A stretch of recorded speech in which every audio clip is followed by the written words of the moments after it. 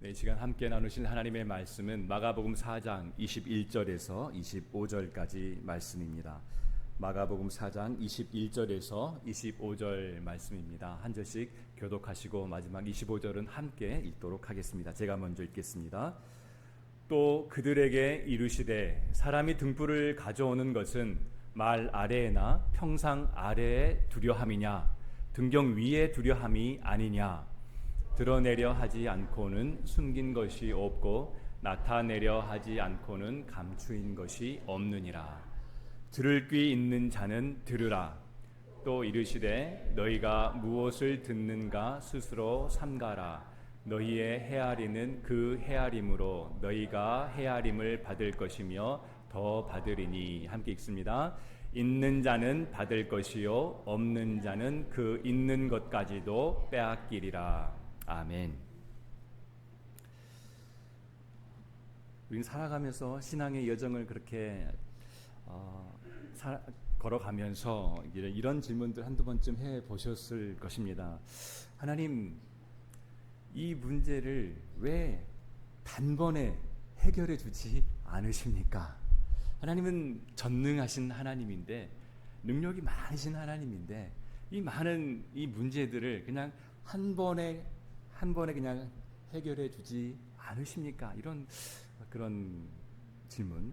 아니면 하나님, 왜 저의 기도는 이렇게 유독 저의 기도는, 제가 드리는 이 기도는 그렇게 그냥 즉시 즉각적으로 제가 주님하고 주님 아시지요? 기도하면은 즉각적으로 바로 탁탁 이렇게 응답해 주시면 얼마나 좋을 텐데 잘 그렇게 응답해 주지 않는 것 같습니다. 하나님 왜 그러십니까? 라고 그렇게 우리 마음속에 질문할 때가 있습니다. 우리 생각에는 하나님께서 일하신다면 그냥 번개치듯이 그냥 단번에 그렇게 역사하실 것을 그렇게 기대합니다. 한순간에 병이 낫고 한순간에 모든 문제가 해결되고 한순간에 모든 악의 세력들이 무너지고, 이제 그렇게 하면 그러한 것들을 통해서 하나님의 영광이 모든 사람들 가운데 명확하게 드러나지 않겠는가, 그런 생각을 합니다. 그런데 성경에 나타난 하나님 나라의 방법은 전혀 달라 보입니다. 베들레헴 마국간에서 메시아를 태어나게 하시고 세상을 구원하는 그 일을 왕좌가 아니라 십자가를 통해서 그 엄청난 일을 행하셨습니다. 세상은 높아져야 승리한다라고 그렇게 말합니다. 그러나 하나님께서는 낮아지심으로 승리를 이루셨습니다. 오늘 본문의 등불 비유는 지금 마가복음 4장의 말씀인데, 마가복음 4장 처음부터 쭉 전체를 쭉 살펴보면 마가복음 전체는 예수님께서 여러 가지 비유들을 말씀하십니다. 지난주 혹시 비유 생각나십니까? 아, 그렇죠. 생각 안 나시죠? 괜찮습니다. 당연합니다. 예, 괜찮아요. 지금부터 이제 잘 들으시면 돼요. 자, 지난주에 그 네 가지 밭의 비유. 네 가지 밭의 비유지. 맞아. 네 가지 밭의 비유. 그 씨 뿌리는 자가 이제 씨를 뿌리는데, 더러는 뭐 길가에도 떨어지고 돌밭에도 떨어지고 가시덤불에도 떨어지고, 그러나 좋은 흙에 떨어지는 그 씨는 30배, 60배, 100배의 열매를 맺는다라고 말씀하십니다.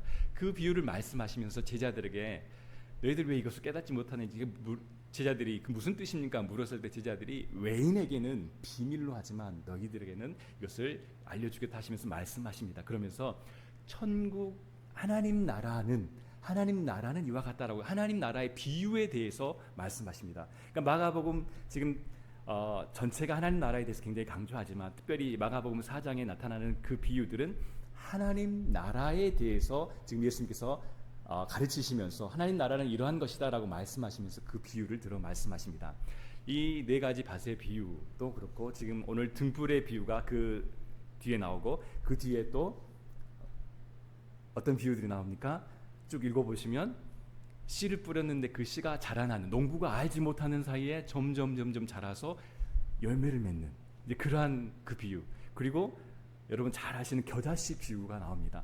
계속해서 예수님께서 말씀하시는데 하나님 나라는 이와 같다라고 말씀하시면서 그 비유를 설명하십니다. 근데 오늘 등불의 비유, 이 비유 자체에는 예수님께서 하나님 나라는 이와 같다라는 명시적으로 그 말씀은 하지 않습니다. 그러나 그 문맥, 전후 문맥을 살펴보면 이 비유도 당연히 하나님 나라의 관점에서 하나님 나라에 대해서 예수님께서 그것을 가르치시기 위해서 이 비유를 들어 설명하신다라는 그 뜻으로 이해하고 그렇게 해석해야 할 것입니다. 등불은 숨기려고 등불을 켜는 사람은 없습니다. 그렇죠? 당연히 등불을 켜서 비추려고 그 등불을 켭니다. 너무나 당연한 이야기입니다. 그런데 예수님께서 지금 그 등불이 말 아래에 놓여 있는 것처럼 그렇게 예수님께서 말씀하고 계십니다. 오늘 본문은 우리에게 하나님의 놀라운 역설을 가르쳐 줍니다. 등불의 역설. 이게 왜 등불이 왜 역설일까요? 하나님 나라의 역설, 등불의 역설. 말 아래, 등불은 빛을 비추기 위해서 켜는데 이 등불이 말 아래에 놓인다면 이것은 이해되지 않는, 이 상황이 이해되지 않죠. 그런데 하나님께서 의도적으로 잠시 그 등불을 켜서 말 아래에 두셨다라는 그 비유를 지금 말씀하십니다. 그래서 제목을 등불의 역설, 좀 더 구체적으로 말하면 말 아래에 놓인 등불의 역설입니다. 이 등불은 당연히 등경 위에 두어야 하는데 지금 말 아래에 놓인 것처럼 침대 밑에 놓인 것처럼 지금 그렇게 예수님께서 그 비유를 말씀하십니다. 이것은 하나님의 나라를 지금 가르치시는데 숨김을 통해서 하나님의 나라를 드러내시는 그 방법들을 예수님께서 비유를 통해서 말씀하십니다. 그리고 이것은 오늘 우리의 인생을 향한 하나님의 방법이기도 합니다. 하나님 나라가 처음에는 숨겨진 것처럼 보이지만 그것이 농부가 씨를 뿌렸는데 그것이 보이지 않아요. 그런데 모르는 사이에 점점 자랍니다. 나중에 열매를 맺습니다. 겨자씨, 정말 작은 겨자씨 한 알이 심겨졌을 때 나중에 점점 자라서 새가 깃들일 만큼 엄청나게 확장되고 자라납니다. 하나님 나라가 이와 같습니다. 잘 모르지만 숨겨진 것처럼 보이지만 그러나 하나님 나라는 확장되어 가고 있습니다. 오늘 말씀을 통해서 하나님께서 왜 우리의 삶 속에서 때로는 이제 하나님 나라가 그처럼 그렇게 되어져 가는데 이제 우리의 삶 가운데서도 이와 같은 방식으로 하나님께서 일하시는 때가 많이 있습니다. 숨겨진 것처럼 보이고 하나님께서 침묵하시는 것처럼 그러한 시기가 있는 것처럼 우리가 느껴질 때가 있다라는 것이죠. 그렇다면 왜 우리의 삶 속에서 그렇게 하나님께서는 때로 침묵하시는지, 왜 기다리게 하시는지, 그리고 그 기다림 속에서 우리가 무엇을 붙들어야 하는지 오늘 말씀을 통해서 함께 살펴보기 원합니다. 첫 번째, 등불이 숨겨진 이유입니다. 예수님께서는 제자들에게 매우 상식적인 질문을 하십니다. 21절 말씀 한번 보겠습니다. 21절 말씀에 또 그들에게 이르시되 사람이 등불을 가져오는 것은 말 아래에나 평상 아래에 두려함이냐 등경 위에 두려함이 아니냐. 두 가지 질문을 하시죠. 이제 헬라어에서 이 의문사가 긍정적인 답을 상정하고 질문할 때와 부정적인 대답을 상정하고 질문할 때 그 의문사를 다르게 씁니다. 다른 의문사가 있습니다. 그러니까 말 아래나 평상 아래 두려함이냐? 당연히 아니다라는 당연히 아니라는 대답을 기대하면서 이제 그렇게 물어보시는 거죠. 당연히 아니죠. 근데 그 등불을 켜는 것은 등경 위에 두려함이 아니냐? 이것은 또 당연히 yes, 맞습니다. 등경 위에 두려함이 맞습니다라고 그렇게 지금 헬라어 문법을 보면 문장들을 보면 그렇게 되어 있습니다. 근데 굉장히 우리가 좀 쉽게 한글 번역본에서는 발견하기 어려운데 좀 다릅니다. 사람이 등불을 가져오는 것은 이렇게 되어 있는데 언어를 보면 주어가 사람이 아닙니다. 사람이라는 단어가 없습니다. 주어는 등불입니다. 근데 그 등불이 그냥 하나의 등불, 램프가 아니라 더 램프, 그 등불이라고 쓰였습니다. 주어가 그 등불입니다. 그 등불이 그러니까 가져오는 것은 이제 사람을 주어로 번역했기 때문에 등불을 목적으로 해서 가져온다라고 했는데 주어는 등불이고 동사는 가져오는 것이 아니라 좀 더 정확한 번역은 오다라는 동사입니다. 오다. 그러니까 등불이 오는 것입니다. 근데 하나의 등불이 아니라 그 등불이에요. 그 등불이 오는 것은, 그래서 말 아래나 평상 아래 두려함이냐. 여기서도 동사를 보면은, 그러니까 이 등불을 그 등경 위에 놓으려고 그렇게 가져왔겠느냐. 이게 우리 한글 번역을 보면은 두기 위해서냐라고 되어 있는데, 언어를 보면은 등경 위에 놓여지기 위해서냐. 등불이 온 것은 등경 위에 있으려고 왔느냐, 아니면 말 아래나 평상 아래에 있게 하기 위해서 왔느냐라고 그렇게 왔습니다. 그렇게 좀 다시 한번 정리합니다. 조금 헬라어 지금 성경 이 한글 번역과 조금 달라서 다시 한번, 지금 마태복음 5장에서 이 등불의 비유가 나오죠. 그 등불에서는, 그 마태복음 5장에서는 맞습니다. 사람이 등불을 켜는 것은 이 빛을 드러내기 위함이다. 그리고 너희가 이 빛이니까 너희 안에 있는 이 빛을 드러내라라고 말씀하시는 거예요. 마태복음에서 그렇습니다. 우리 안에 있는 그 빛을 드러내라라고 말씀하십니다. 그런데 지금 마가복음은 많이 다릅니다. 사람이 등불을 켜는 것이 아니라 그 등불이 오는 것은 등경 위에 있으려고 하는 것이다. 말 아래나 평상 위에 있게 하기 위함이 아니다라는, 그 정확한 번역은 그렇습니다. 자, 여기까지 조금 어려웠지만 이해하셨죠? 네, 이해했습니다. 자, 우리가 해가 지면 집안이 좀 금세 캄캄해집니다. 근데 그 등불이라고 했을 때 그 등불은 무엇을 가리키겠습니까? 그 등불, 하나님 나라를 가리킬 수 있고, 그 등불은 하나님 나라를 이 땅에 가지고 오신 메시아 예수님을 가리키는 것이죠. 그 등불이 오셨습니다. 예수님이 오셨습니다. 하나님의 나라가 임했습니다. 그 등불이 이미 왔다는 거예요. 이미 등불이, 하나님의 나라가 임했는데, 메시아께서 이미 오셨는데 가려져 있어서 아직 환하게 드러나지는 않았습니다. 자, 이제 해가 지면 집안은 금세 캄캄해지죠. 그때 작은 등불 하나가 집안을 밝히는 매우 중요한 빛입니다. 어두운 집안에서 모든 사람이 빛을 받게 하려면 등불을 켜서 당연히 등경 위에 올려 놓아야 합니다. 등불을 켜놓고 그냥 바구니로 덮어버리는 그런 어리석은 사람은 없습니다. 침상 밑에 가도 그렇게 감추는 사람도 없습니다. 그런데 이어지는 22절에서 예수님은 좀 굉장히 이해하기 어려운 말씀을 하십니다. 자, 22절 말씀 보면, 드러내려 하지 않고는 숨긴 것이 없고 나타내려 하지 않고는 감추인 것이 없느니라. 정확하게 이해되십니까? 숨기겠다는 것입니까? 아니면 드러내겠다는 것입니까? 정확히 이해되십니까? 드러내려 하지 않고는 숨긴 것이 없고, 같은 말도 반복됩니다. 나타내려 하지 않고는 감추인 것이 없다. 다시 한번 보겠습니다.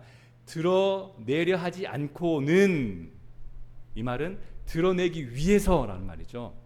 드러내려 하지 않고는 숨긴 것이 없다. 이 말은 드러내기 위해서 숨겼다는 것이죠.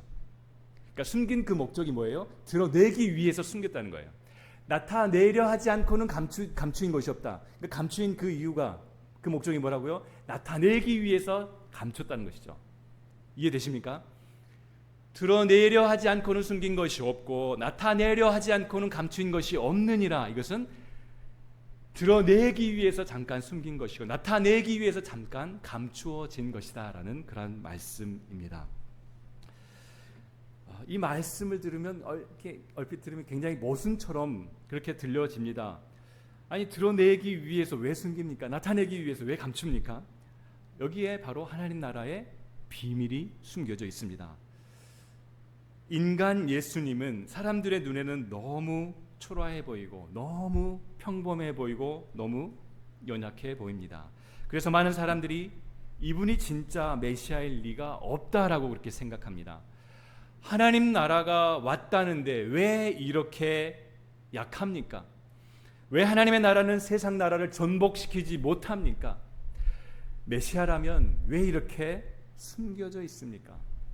참된 빛이, 참빛이 이 땅에 오셨는데 세상은 여전히 어둡습니다. 등불은 켜졌는데 마치 말 아래에 놓여 있는 것처럼 보입니다. 왜 하나님은 자신의 아들, 세상을 구원할 메시아를 이렇게 숨기셨을까요? 바로 이 질문이 우리를 복음의 중심으로 이끌어 갑니다. 예수님께서 마가복음 이전에도 쭉 재밌게 읽고 계시죠? 마가복음 계속해서 우리 진행되고 있는데 예수님께서 사역을 하시면서 조금 이해되지 않는 그런 부분들이 있습니다. 귀신을 쫓아내고 아니면 귀신들이 막 소리지르면 당신 하나님의 아들이십니다. 거룩한 하나님의 아들이십니다라고 말할 때 그 입 다물라라고 말하죠. 그렇죠? 그리고 병든 자들을 치유해 주시고 예수님께서 뭐라고 말씀하십니까? 이야기하지 말라라고 말씀하십니다. 또 제자들에게도 아직 말하지 말라. 내가 나의 그 인자됨을, 메시아됨을, 그리스도됨을 아직 말하지 말라라고 경고하십니다. 이게 마가복음의 주요한 그런 굉장히 중요한 신학적인 그 주제 가운데 하나입니다. 메시아적 비밀, 메시아닉 시크릿이라는 그 신학적인 주제입니다. 예수님께서는 일부러 사역을 하시면서 자신이 메시아이심을, 그리스도이심을 계속해서 숨기십니다. 드러내지 않으십니다.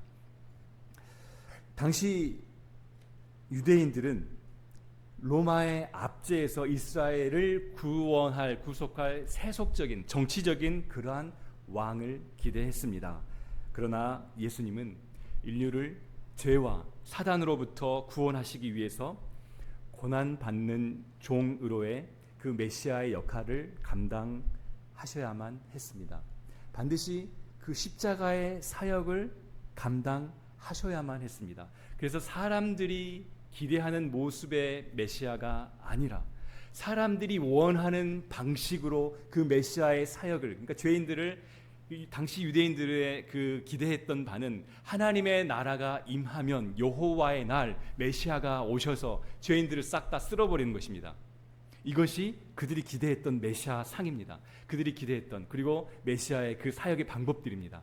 그런데 우리 주님께서 메시아로 이 땅에 오셨지만 그 사역을 보면은 어떻습니까? 죄인들을 불러서 그들과 함께합니다. 그들을 회개시키고 그들과 함께하며 그들에게 하나님의 나라를 선포하고 있습니다. 예수님은 십자가의 사역을 반드시 감당하셔야만 했기 때문에 바로 사람들이 원하는 방식대로, 사람들이 원하는 그 메시아의 모습으로 그렇게 나아가지 않습니다. 고난받는 종의 모습으로 십자가를 향해 나아가야 하기 때문에 사람들은 예수님을 잡아서 왕으로 삼으려고 하지만 그 방법이 아니기 때문에 하나님의 방법대로, 하나님의 방식대로 그 메시아의 사역을 감당하기 위해서 예수님은 자신을 계속해서 숨기고 있는 것입니다.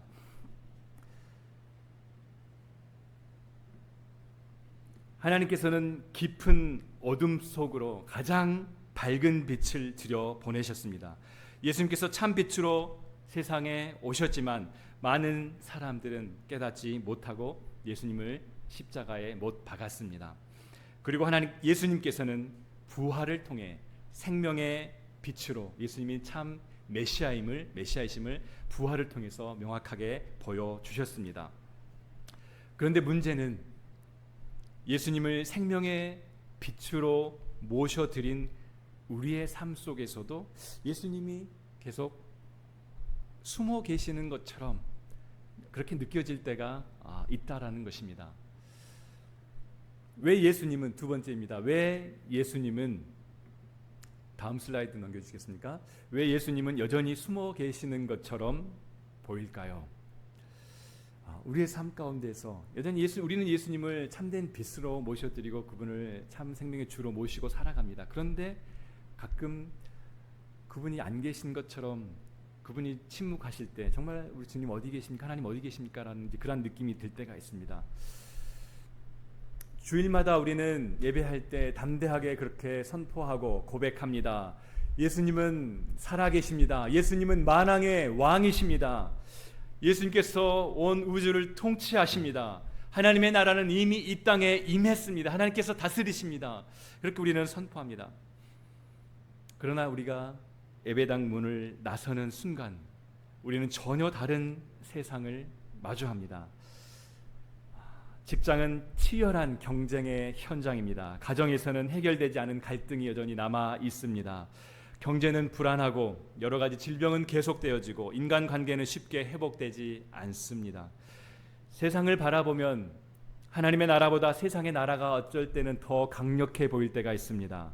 정직한 사람이 손해보고 거짓말하는 사람이 성공하는 것처럼 보일 때가 있습니다. 실제로 그런 일들이 많이 있죠. 겸손한 사람보다 자기 자신을 드러내는 사람들이, 막 부풀려서 드러내는 사람들이 더 인정을 받습니다. 사랑하는 사람보다 이기는 사람이 더 박수갈채를 받습니다. 이게 세상이 돌아가는 현실입니다. 그래서 우리 마음에도 어느 순간 이런 질문이 올라옵니다. 하나님, 정말 일하고 계십니까? 하나님, 왜 이렇게 침묵하고 계십니까? 왜 하나님의 그 영광의 빛이, 그 능력의 빛이 나의 삶 가운데, 이 세상 가운데 그렇게 명확하게 드러나지 않고 있습니까? 사실 이것은 믿음이 없는 사람이 이런 질문을 하는 것이 아닙니다. 하나님을 사랑하기 때문에, 하나님을 신뢰하기 때문에 나오는 그런 아픈 질문입니다. 질문 자체는 문제가 되지 않습니다. 믿음은 질문이 없는 상태가 아니라 질문 속에서도 하나님을 떠나지 않는 것이, 그것이 믿음입니다. 그런데 문제는 여기서 시작됩니다. 세상은 하루도 쉬지 않고 계속해서 우리에게 말합니다. 계속해서 우리에게 설교합니다. 우리 주일에 한 번 설교를 듣죠. 세상은 일주일 내내 설교합니다. 우리에게 더 많이 가져야 더 행복해진다. 더 크게 성공해야 더 가치 있는 삶으로 인정받는다. 더 유명해져야 한다. 더 그렇게 인정받아야 한다. 너의 삶의 주인은 너다. 네 마음에 원하는 대로, 그렇게 내 육신의 정욕대로 그렇게 살아가라라고 그렇게 설파합니다. 우리가 점점 더 세상의 크고 화려한 소리에 점점 더 익숙해지면 어떻게 됩니까? 세상의 이야기에 점점 더 귀를 기울여 듣게 되고 하나님의 말씀은 적당히 대충 흘려 듣게 됩니다. 세속적인 것들을 접하는 시간이 점점 길어지고 성경을 읽는 시간은 점점 짧아집니다. SNS를 보는 시간은 점점 길어지고 기도하는 시간은 점점 짧아집니다. 여기까지 찔리는 사람들이 많이 계실 거예요. 그러면 결국 어떻게 되겠습니까? 영적인 감각이 둔해집니다. 23절에서 예수님께서 들을 귀 있는 자는 들으라라고 말씀하시는 그 이유가 바로 여기에 있습니다. 하나님께서 말씀하시지 않는 것이 아닙니다. 우리가 듣지 못하고 있는 것입니다. 빛이 사라진 것이 아닙니다. 우리의 눈이 어둠에 점점 익숙해져 가고 있는 것입니다. 이제 우리의 시선을 현실에서 하나님의 계획으로 한번 옮겨 보겠습니다. 세 번째입니다. 하나님은 숨김을 통해서 당신의 영광을 드러내십니다. 22절 말씀을 다시 한번 보겠습니다. 드러내려 하지 않고는 숨긴 것이 없고 나타내려 하지 않고는 감추인 것이 없느니라. 이 말씀의 중심이 숨김입니까? 아니면 드러냄입니까? 당연히 드러냄입니다. 숨김은 그 자체가 목적이 아닙니다. 드러내기 위한 과정입니다. 하나님은 결코 빛을 숨기시는 분이 아니십니다. 더 찬란하게 드러내기 위해서 잠시 가리실 뿐입니다. 잠시 그 가려지는 잠시 그렇게 숨겨진 그 과정을 통해서 하나님께서는 더 명확하게 드러내시는 것입니다.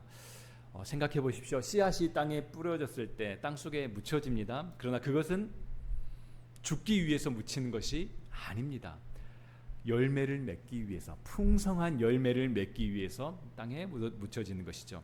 그리고 그 하나님의 방법이 가장 선명하게 드러난 사건이 바로 십자가의 사건입니다. 십자가는 세상이 보기에는 실패처럼 보입니다. 제자들은 흩어졌고 백성들은 조롱했고 종교 지도자들은 승리를 선언했습니다. 모든 것이 끝났다고 생각했던 그 순간 하나님은 그 가장 어두운 그 가장 깊은 어둠 속에서 가장 찬란한 빛을 준비하고 계셨습니다. 세상은 예수를 죽였다고 생각했지만 하나님은 죄를 죽이고 계셨습니다. 하나님의 아들이 버려진 것처럼 보였지만 하나님은 죄인들을 품고 계셨습니다. 세상은 십자가를 패배라고 불렀지만 하나님은 십자가를 승리라고 부르셨습니다. 그리고 사흘째 되는 아침 무덤은 비어 있었습니다. 숨겨졌던 등불이 등경 위에 올려졌습니다. 예수님은 하나님의 아들로 그렇게 선포되셨고 십자가는 끝이 아니라 새로운 시작이 되었습니다. 부활은 단순한 기적이 아니라 하나님 나라의 승리의 선언이었습니다. 그리고 그 빛은 예수 그리스도의 그 빛 등불이 오셨다. 그 등불이 오셨습니다. 그 빛은 초대교회를 통해서 세상으로 계속해서 퍼져 나갔습니다. 12명의 연약한 제자들이 제국을 당시 어마어마한 그 로마 제국을 뒤집었습니다. 권력이 아니라 사랑이 역사를 바꾸었습니다. 칼이 아니라 복음이 세상을 뒤집었습니다. 이것이 하나님의 방법입니다. 세상은 힘으로 승리하지만 하나님은 사랑으로 승리하십니다. 세상은 드러남을 통하여서 영향력을 얻지만 하나님은 겸손을 통해서 영광을 나타내십니다. 십자가는 하나님의 능력이 약해진 순간이 아니라 하나님의 능력이 가장 강력하게 나타난 순간이었습니다. 그러므로 사랑하는 여러분, 우리는 하나님의 방법을 우리의 상식으로 판단하지 마시기 바랍니다.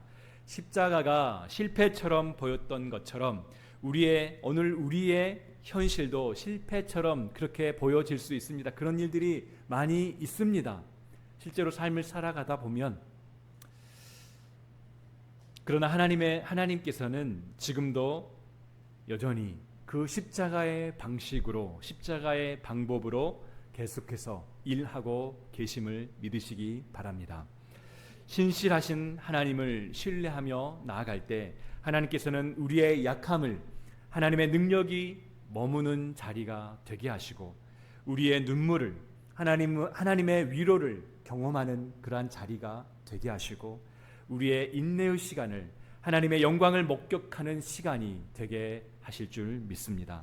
그래서 우리는 더 이상 현실만 보고 낙심하는 그러한 사람이 아니라 숨겨진 하나님의 역사를 신뢰하는 그러한 사람이 되시기를 바랍니다.